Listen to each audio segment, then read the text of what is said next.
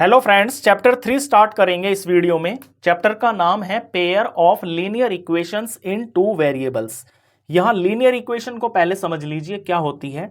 Linear equation एक ऐसी equation होती है जिसके अंदर वेरिएबल की पावर जो है हाईएस्ट 1 ही होती है। जैसे x की पावर यहाँ 1 है, y की पावर 1 है। 1 से ज्यादा इक्वेशन के अंदर कोई पावर नहीं होती है वेरिएबल की, उसे हम लीनियर इक्वेशन बोलते हैं। यहाँ पे टू वेरिएबल्स की बात हो रही है, तो यानी जो लीनियर इक्वेशन होगी उसके अंदर आपके दो वेरिएबल होंगे।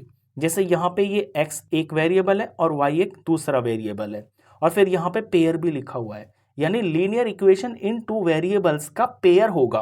पेयर से मतलब हो गया कि दो इक्वेशन होगी।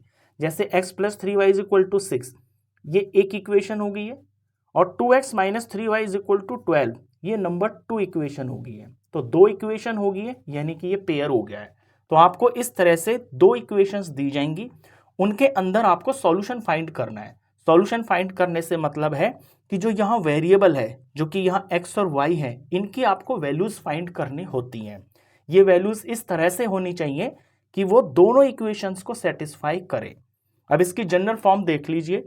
जनरल फॉर्म होती है a1x plus b1y plus c1 is equal to 0। यहाँ पे x के कोफिशिएंट को a1 से डिनोट करते हैं, y के कोफिशिएंट को b1 से, और c जो होता है ये होता है कांस्टेंट नंबर जिसके अंदर कोई वेरिएबल नहीं होता। जब हम इस 6 को इज इक्वल टू के इधर ले आएंगे तो इस तरफ तो 0 बचेगा। तो ये तीनों की तीनों चीज़ों को एक साइड में करके इज इक्वल टू 0, ये इसकी जनरल फॉर्म होती है। अब जो इक्वेशन नंबर 1 है उसके लिए हम यहाँ पे 1 का यूज़ करते हैं, जैसे a1, b1 और c1।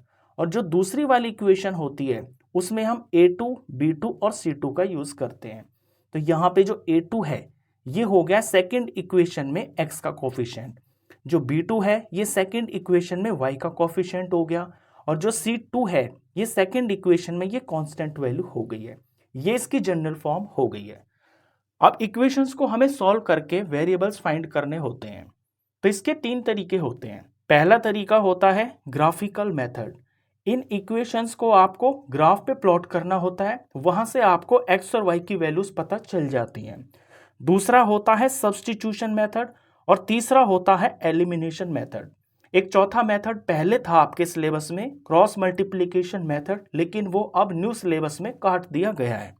तो इन तीनों मेथड्स को हम बारी बारी से डिटेल में समझते हैं। तो पहला मेथड है ग्राफिकल मेथड। यहाँ पे ऐसे आपको दो इक्वेशंस दी होंगी, जैसे x plus 3y is equal to 6 और 2x minus 3y is equal to 12। मैंने ये पिछली वाली दो इक्वेशंस को ले लिया है। अब बारी बारी से इन दोनों लीनियर इक्वेशन को मेरे को ग्राफ के ऊपर प्लॉट करना है। जब हम लीनियर इक्वेशन को ग्राफ के ऊपर प्लॉट करते हैं तो एक स्ट्रेट लाइन तैयार हो जाती है, और एक स्ट्रेट लाइन बनाने के लिए हमें एटलीस्ट 2 पॉइंट्स की जरूरत होती है। 2 से ज्यादा कितने भी हो, लेकिन कम से कम 2 पॉइंट्स हमें जरूर चाहिए होते हैं। तो हम पहले यहाँ 2 पॉइंट्स को पता करेंगे, फिर उन 2 पॉइंट्स को यहाँ पे मार्क करके एक स्ट्रेट लाइन बना देंगे। ये काम हम बारी बारी से दोनों इक्वेशन के लिए करेंगे। वो जो 2 पॉइंट्स हैं वो पता करने के लिए सबसे पहले आप उनकी जगह बना लो। इस तरह से एक बॉक्स बना लो, यहाँ x और यहाँ y, ये दो जगह मैंने छोड़ दी हैं, इनमें मैं एक्स वाई की वैल्यू फिल करने वाला हूँ। अब देखिए एक्स वाई की वैल्यू आप कैसे पता करोगे। ये इक्वेशन है x plus 3y is equal to 6, ये आपकी फर्स्ट इक्वेशन है। यहां पे मैं कुछ x की वैल्यू भरूंगा और उसके अकॉर्डिंग फिर y आ जाएगा। इस तरह से मैं 2 बार करूंगा। तो पहले मैं अगर यहाँ x की जगह पे लेट सपोज 0 फिल करता हूं, तो यहाँ x की जगह 0 हो गया, ये plus 3y is equal to 6 हो गया। नेक्स्ट स्टेप में 0 तो खत्म ही हो गया। 3y इज इक्वल टू 6 है, तो अगर y की वैल्यू निकाले तो ये हो गया 6 डिवाइडेड बाय ये 3 इधर चला जाएगा, तो y की वैल्यू आ गई है 2, तो y यहाँ पे 2 आ गया। इस तरह से आप करते हो। तो एक बार मैंने x को 0 भर लिया, अगली बार मैं y को 0 भर लेता हूं। इस तरह से मेरी आसानी से दो वैल्यूज पता चल जाती हैं। तो नेक्स्ट के अंदर मैं y को 0 रख लेता हूं। तो इस इक्वेशन के अंदर x को मैं ऐसे ही बचा लूंगा, प्लस 3, और y की जगह पे मैं 0 फिल कर लूंगा, और इज इक्वल टू ये 6 है। अब यहाँ 3 0s आर 0, ये तो खत्म ही हो गया। तो x plus 0 is equal to ये 6 हो गया। तो सीधा सीधा यहाँ से जो x की वैल्यू है वो 6 आ गई है। तो जब मैंने y की जगह 0 फिल किया तो x आ गया है 6।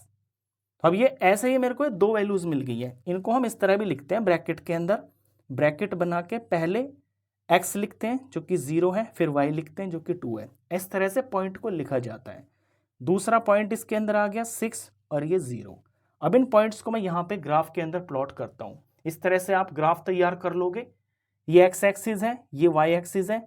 एक्स के ऊपर यहाँ पॉजिटिव नंबर होते हैं और इधर नेगेटिव होते हैं। वाई एक्सिस के ऊपर की तरफ पॉजिटिव नंबर होते हैं, नीचे की तरफ नेगेटिव नंबर होते हैं। अब इसके अंदर जब वैल्यू प्लॉट करोगे आप तो यहाँ देखोगे कि ये x है, तो x पे 0 देखिए, ये x एक्सिस है, यहाँ पे लिख देते हैं ये x एक्सिस है और ये y एक्सिस है। x एक्सिस पे 0 देखिए ये रहा, और फिर y के ऊपर 2 देखिए। तो ये जो 0 और 2 है ना, आपको इन दोनों पे ध्यान देना है। x पे तो 0 ये हो गया और y पे ये प्लस का 2 है, तो y पे प्लस का 2 यहाँ पे है। तो 0 और 2 इन दोनों से जब मैच करते हैं तो ये पॉइंट आता है। इसको आप ऐसे मार्क कर लो। ये जो पॉइंट है ये x के ऊपर तो 0 है और y के ऊपर 2 है, तो ये पहला पॉइंट हो गया। दूसरा पॉइंट है 6 और 0। तो x के ऊपर देखना है आपको 6 और ये प्लस का है, तो यहाँ पे प्लस का 6 ये रहा। और फिर y पे देखना है 0, तो y पे तो 0 यही है, y एक्सिस तो ये है ना, तो यहाँ पे तो 0 यहीं पे है, ना ऊपर है ना नीचे है। तो x 6 और y 0, तो वो यहीं पे लाई करेगा इसी एक्सिस के ऊपर। ये मेरा दूसरा पॉइंट हो गया। ऐसे ये 2 पॉइंट पता चल जाते हैं। अब स्केल से मैं एक सीधी लाइन खींच दूंगा इन दोनों पॉइंट से गुजरते हुए। ध्यान रहे कि जो लाइन है आपकी बिल्कुल पॉइंट के ऊपर से जानी चाहिए, बिल्कुल पॉइंट से। मैं पेन से कर रहा हूं ताकि वीडियो में आपको साफ दिखाई दे, लेकिन ये काम आप पेंसिल से करना। ये हो गया। दोनों तरफ ऐसे आप एरो लगा दीजिए और यहां पे इक्वेशन का नाम भी लिख दीजिए कि ये जो लाइन है ना, ये इस लीनियर इक्वेशन की है x + 3y = 6। तो ये मैंने आधा काम तो कर दिया है। अब सेम टू सेम इसी तरह से मेरे को सेकंड इक्वेशन के लिए भी ऐसे ही 2 पॉइंट पता करने हैं और फिर एक लाइन यहाँ पे तैयार करनी है। तो अब इसको देखिए, यहाँ भी हम ऐसे ही करेंगे। पहले मैं x को 0 रख लेता हूँ तो मेरे को कुछ y पता चल जाएगा। तो ये है मेरी इक्वेशन 2x - 3y = 12। मैं x की जगह पे 0 फिल कर लेता हूँ। अब यहाँ ये 2 है, x की जगह 0 फिल किया, -3y = 12 हो गया। 2 0s are 0, ये तो खत्म हो गया। -3y = 12 हो गया। तो y की वैल्यू फाइंड करेंगे तो 12, और ये जो माइनस का 3 यहाँ मल्टीप्लाई में है, ये इधर जाके डिवाइड में आ जाएगा। तो y की वैल्यू आ गई है, 12 को -3 से डिवाइड करेंगे तो ये आ गया -4। तो यहाँ मेरे को -4 मिल गया।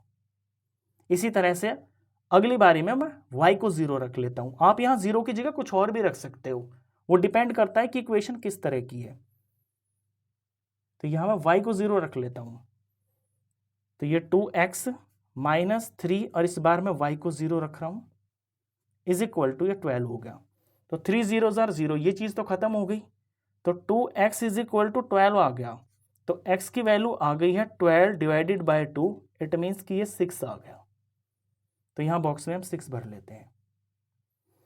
तो ये 2 पॉइंट्स मिल गए मेरे को, इनको मैं ऐसे ब्रैकेट में लिख लेता हूं। एक तो है 0 - 4 और दूसरा है 6 और ये 0। अब इनको हम यहां पे प्लॉट करते हैं। तो देखिए 0 - 4 पहला पॉइंट है, 0 - 4। ये पॉइंट मैं यहां पे लिख लेता हूं, दिख नहीं रहा आपको। 0 - 4 पहला पॉइंट है और दूसरा है 6 और 0। तो 0 x पे देखना है और -4 देखना है y एक्सिस के ऊपर। ये x के लिए होता है, ये y के लिए होता है। तो x पे 0 देखता हूं तो ये x एक्सिस है, यहां पे ये 0 हो गया। और y पे देखना है मेरे को -4, तो -4 मिलेगा मेरे को नीचे, क्योंकि y एक्सिस में नीचे की तरफ होते हैं नेगेटिव नंबर। यहां हो गया।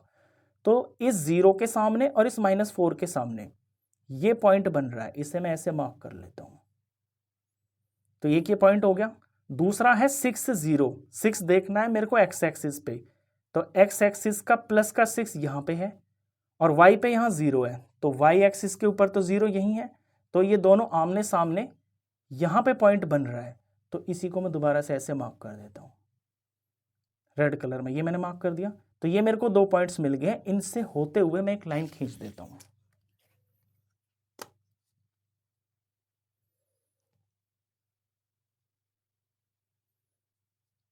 ये मैंने ऐसे एक लाइन खींच दी।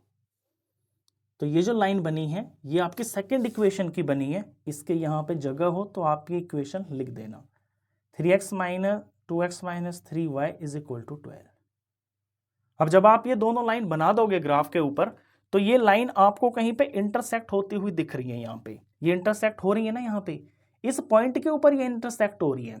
अब इस पॉइंट का नाम क्या है, यहाँ पे ये जो पॉइंट है ये x एक्सिस के ऊपर तो है 6 और y एक्सिस के ऊपर तो कुछ है नहीं, क्योंकि ना ये ऊपर जा रहा है ना ये नीचे जा रहा है, तो y एक्सिस पे तो ये 0 ही है, तो ये 0 हो गया। तो जहां ये दो लाइन इंटरसेक्ट हो रही हैं उस पॉइंट के कोऑर्डिनेट्स बोलते हैं हम इनको। तो ये आए हैं 6 और 0, यही हमारा इन दो इक्वेशंस का सॉल्यूशन है। यानी ये जो सॉल्यूशन आया है इसे हम ऐसे लिखेंगे 6 0, यानी x की वैल्यू तो है 6 और y की वैल्यू है 0। अब इन्हें आप चेक भी कर सकते हो, मैं आपको चेक करके भी दिखा देता हूं कि क्या ये दोनों वैल्यूज इन दो इक्वेशंस को सेटिस्फाई करती हैं। तो देखिए चेक भी कर लेते हैं यहां पे जल्दी से। पहली इक्वेशन है x plus 3y is equal to 6। x की जगह 6 फिल करते हैं प्लस 3, y की जगह 0 फिल करते हैं इज इक्वल टू 6। ये 6 और 3 zeros are 0 is equal to 6। देखिए दोनों तरफ 6 6 आ गया, यानी ये जो सॉल्यूशन है ये फर्स्ट इक्वेशन को सेटिस्फाई करता है। ये दूसरी को भी करेगा। देखिए 2x minus 3y is equal to 12। x की जगह पे रखते हैं 6, तो 2 इंटू में 6 माइनस 3, y की जगह 0 इज इक्वल टू 12। 2 6 12 हो गया और माइनस 3 इंटू 0 ये तो 0 ही हो गया, और 12 माइनस 0 ये 12 और यहाँ पर भी 12। तो ये जो सॉल्यूशन आया है ये आपका दोनों की दोनों इक्वेशन को सेटिस्फाई करेगा। तो इस तरह से तो होता है ग्राफिकल मेथड। अब ग्राफिकल मेथड के ऊपर आपको सिर्फ इसी तरह का सॉल्यूशन नहीं मिलता है। अब नेक्स्ट हम ये देखने वाले हैं कि जब हम इन दो लाइंस का ग्राफ बनाते हैं ग्राफ के ऊपर तो हमें कितने तरह के ग्राफ मिलते हैं, यानी कितने तरह के सॉल्यूशन मिलते हैं, वो हम नेक्स्ट देखते हैं। अब नेक्स्ट टॉपिक है types of solutions on graph, यानी ग्राफ के ऊपर हमें कितने तरह के सॉल्यूशन मिल सकते हैं। अभी अभी जो दो हमने इक्वेशंस को सॉल्व किया था वहां पे जो ग्राफ हमारा बना था वो दोनों लाइंस जो हैं एक पॉइंट के ऊपर इंटरसेक्ट हो गई थी। तो ये जो फर्स्ट टाइप आप देख रहे हो ये उसी तरह का है। दो लाइंस अगर आपकी एक पॉइंट के ऊपर टकराती हैं तो उसे बोलते हैं हम इंटरसेक्टिंग लाइंस।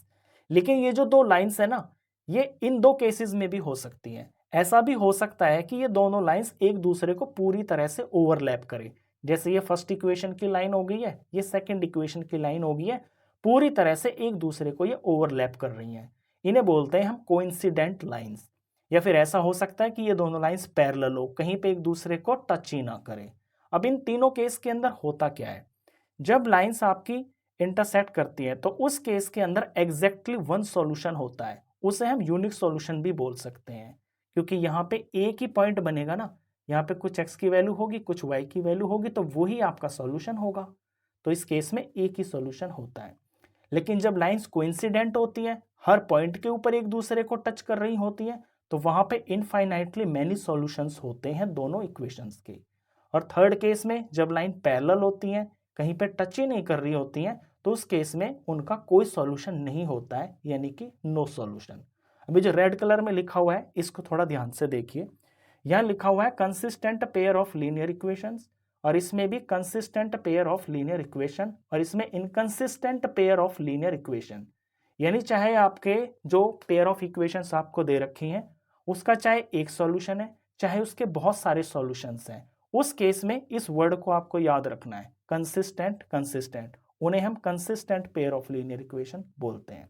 लेकिन अगर किसी इक्वेशंस का कोई सॉल्यूशन ही नहीं है तो फिर कंसिस्टेंट का अपोजिट हो गया इनकंसिस्टेंट, तो उसे हम inconsistent pair of linear equation बोलेंगे।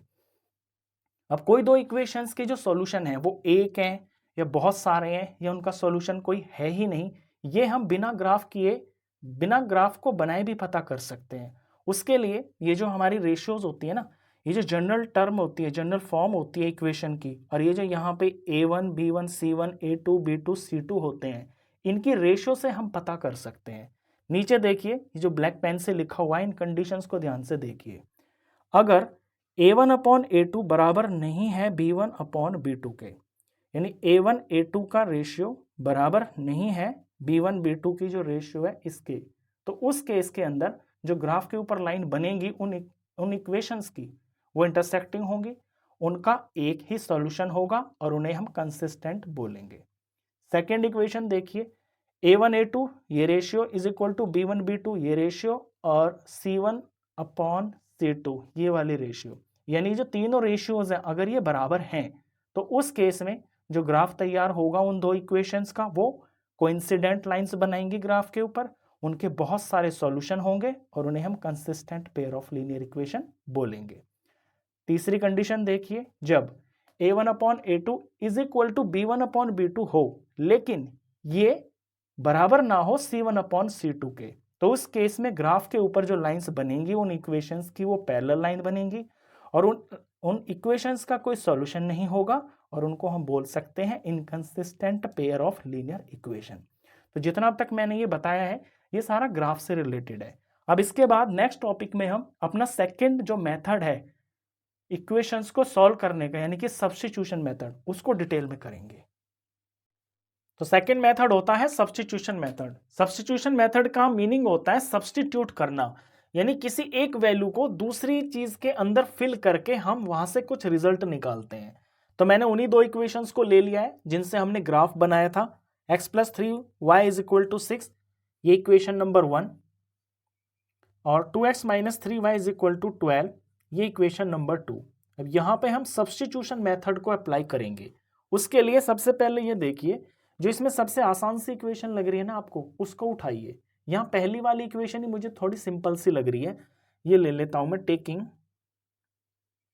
इक्वेशन 1, ये है x plus 3y is equal to 6। अब इस इक्वेशन में से मैं एक वेरिएबल को बिल्कुल अकेला कर लेता हूं। तो x तो यहाँ बिल्कुल सिंपल ही है, x का तो जो यहाँ पे कोफिशिएंट है वो भी कुछ नहीं है, तो मैं x को ही अकेला कर लेता हूं और x की वैल्यू मैं निकाल लेता हूं इन टर्म्स ऑफ y। तो ये 6 इस तरफ है, ये जो y वाली टर्म है 3y ये जब इधर जाएगी तो ये माइनस 3y आएगी, माइनस 3y हो गया। तो x को मैंने बराबर कर लिया है 6 माइनस 3y और इसका नंबर मैं रख देता हूं नंबर 3। स्टेप्स को आप थोड़ा ध्यान से देखना, सिंपल वाली इक्वेशन उठाओ उसमें से एक वेरिएबल को बिल्कुल अकेला कर लो, एक वेरिएबल की जो वैल्यू है इन टर्म्स ऑफ दूसरे वेरिएबल आप पता कर लो। अब ये जो x की वैल्यू आई है इसे आप सेकंड इक्वेशन में फिल करो। लैंग्वेज में हम लिखेंगे now putting value of x in equation 2, बिल्कुल इसी तरह से लिखना है आपको लैंग्वेज। अब सेकंड इक्वेशन को उठाइए, ये है 2x minus 3y is equal to 12। x की वैल्यू जो कि 6 माइनस 3y है वो यहां पे फिल करनी है, तो ये 2 है, x की जगह पे 6 माइनस 3y फिल करना है और आगे फिर ये y की ही टर्म लिखी हुई है minus 3y is equal to 12। ऐसा करने से होता क्या है, ऐसा करने से क्या होगा कि ये जो इक्वेशन अब आपकी यहाँ बनी है ना इसके अंदर सिर्फ और सिर्फ एक ही वेरिएबल रह गया है वो है y। तो इससे हम y की वैल्यू फाइंड कर लेंगे, यहाँ से इसे सिंप्लीफाई कर लेते हैं।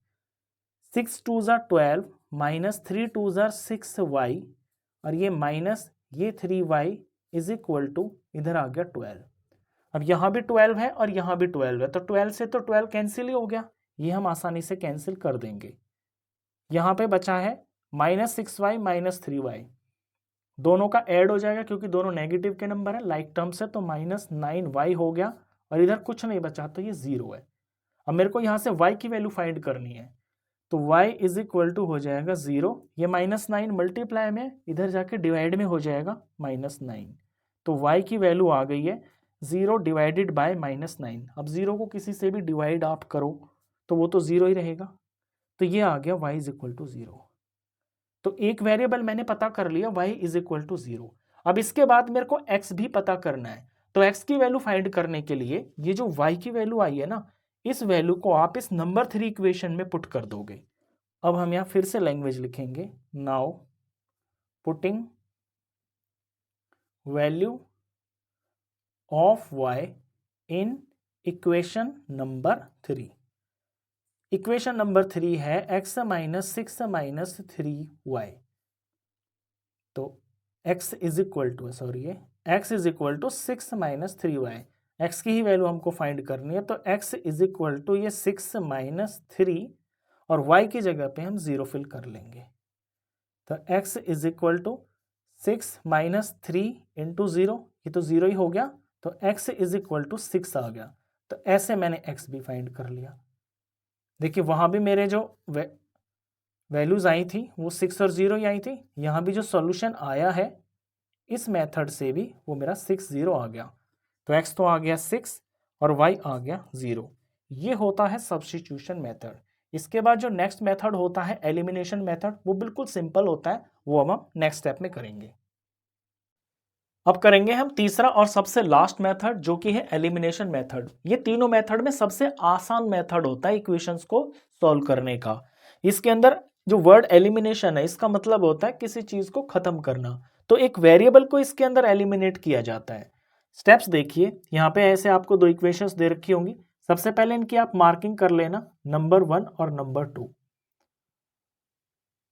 अब ये डिपेंड करता है कि आप कौन सा वेरिएबल एलिमिनेट करना चाहते हो। अगर आप x को एलिमिनेट करना चाहते हो तो x के कोफिशिएंट्स को आपको बिल्कुल सेम करना होगा, और अगर आप y को एलिमिनेट करना चाहते हो तो फिर y की जो कोफिशिएंट्स हैं उन्हें आपको सेम करना होगा।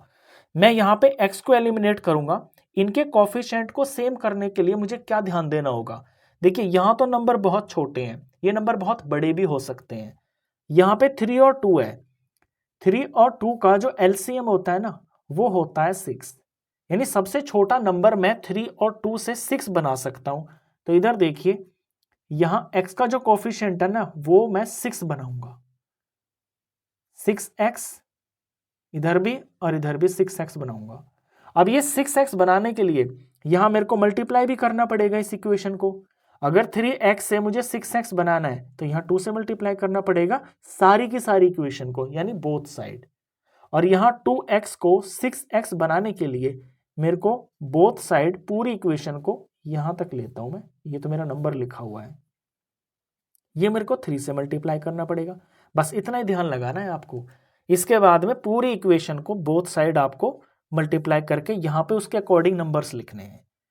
तो 3 2 6x तो ये हो गया, 2 से 4y को मल्टीप्लाई करेंगे तो ये प्लस का 8y हो गया, और इधर में 2 10 इधर इज इक्वल टू ये 20 हो गया। और फिर यहाँ 3 2 6x ये हो गया, और 3 2 6 और माइनस है तो माइनस 6y इधर हो गया, ये माइनस 6y। और यहाँ 3 2 6 इज इक्वल टू में ये 6 हो गया। इतना स्टेप्स आपको बस मेन समझना है। इसके बाद क्योंकि आपको ये x की जो टर्म है इनको एलिमिनेट करना है, तो यहाँ पे ये दोनों की दोनों पॉजिटिव है, तो एक को तो नेगेटिव होना पड़ेगा, तभी तो वो कैंसिल होंगी। नेगेटिव होने के लिए मेरे को इस पूरी की पूरी इक्वेशन को सब्ट्रैक्ट करना होगा, सब्ट्रैक्ट करूंगा तभी तो यहाँ पे माइनस आएगा। और एक ही जगह हम लगा नहीं सकते, लगाएंगे तो फिर दोनों तरफ लगाना पड़ेगा पूरे में ही। तो लाइन डाल के इतने एक्सप्रेशन को हमें सब्ट्रैक्ट करना है, तो इन नीचे वाली टर्म्स के साइन चेंज हो जाएंगे। ये प्लस का 6x है तो ये माइनस हो जाएगा, ये माइनस का है तो ये प्लस हो जाएगा, और ये प्लस है तो ये माइनस हो जाएगा। अब नीचे वाले साइन कंसीडर करने हैं आपको इन टर्म्स के, ऊपर वाले साइन नहीं कंसीडर करने। अब इसको सब्ट्रैक्ट कर लेते हैं, ये प्लस का 6x है, ये माइनस का 6x है, तो ये कट गया यानी कि एलिमिनेट हो गया। ये प्लस का 8y है, ये प्लस का 6y है, प्लस प्लस के हैं दोनों, ऐड हो जाएंगे, 8 और 6 14 हो गया, और y तो ये 14y हो गया, इज इक्वल टू 20 प्लस का है 6 माइनस का है, सब्ट्रैक्ट होके प्लस का 14 आ गया। तो यहाँ 14y इज इक्वल टू 14 आ गया। यहाँ से हम y की वैल्यू फाइंड कर लेंगे, y इज इक्वल टू ये 14 इधर जाके डिवाइड में आ जाएगा, तो y की वैल्यू आ गई है 1। तो y मेरे को इस तरह से पता चल गया। तो ये आपका पहला स्टेप यही होता है कि इसमें आप एक वेरिएबल को एलिमिनेट करके और दूसरे वेरिएबल की वैल्यू इस तरह से फाइंड कर लेते हो। अभी मेरे को x भी फाइंड करना है, तो x फाइंड करने के लिए ये जो y की वैल्यू आई है, ये y की वैल्यू को आप नंबर 1 या नंबर 2 या ये जो आपकी दो इक्वेशन यहाँ पे आई है जिनका नंबर आप 3 और 4 भी डाल सकते हो, इन चारों इक्वेशन में से किसी भी इक्वेशन के अंदर y की वैल्यू फिल कर दोगे, वहां से आपको x मिल जाएगा। अब इनमें तो आप करना मत, क्योंकि ये तो पहली बड़ी हो जाती है मल्टीप्लाई होके, ये बड़े नंबर बन जाते हैं। इन दोनों में से आप किसी के अंदर y की वैल्यू फिल कर लो। मैं पहले के अंदर ही फिल कर लेता हूँ। लैंग्वेज जरूर लिखेंगे हम इस तरह से, now putting value of y in equation number 1। Equation 1 है 3x plus 4y is equal to 10। ये 3x हो गया, ये प्लस 4 और y की जगह 1 फिल करना है, इज इक्वल टू 10।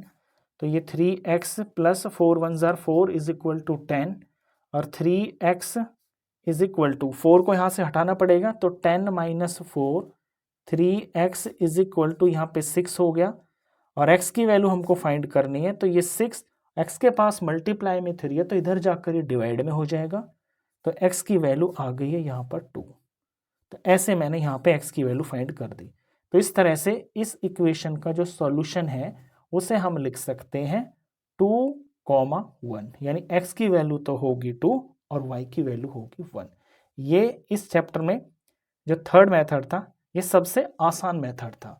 तो ये इसका लास्ट टॉपिक था। इसके बाद हम एक्सरसाइज करेंगे नेक्स्ट वीडियो से।